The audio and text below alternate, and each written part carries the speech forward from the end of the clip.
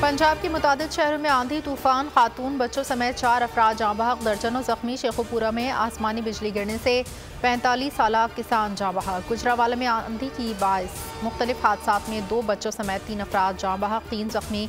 सरगोदा के इलाके भीरा में आंधी तूफान के बाइस ज़ेरे तामीर बिल्डिंग की दीवार गिर गई, 3 मजदूर मलबे तले दब गए। एक मजदूर की हालत नाजुक। कबीरवाला में खातून समेत 3 अफराद जख्मी।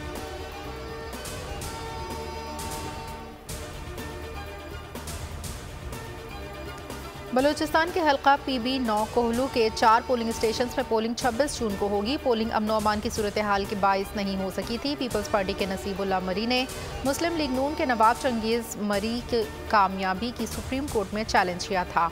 नवाब चंगेज़ मरी आम इंतखाबात में कामयाब हुए थे, लेकिन अमनो अमान के बाइस 4 पोलिंग स्टेशन पर पोलिंग ना हो सकी थी। सब्सक्राइब करें और बेल दबाएं ताकि कोई खबर रह न जाए।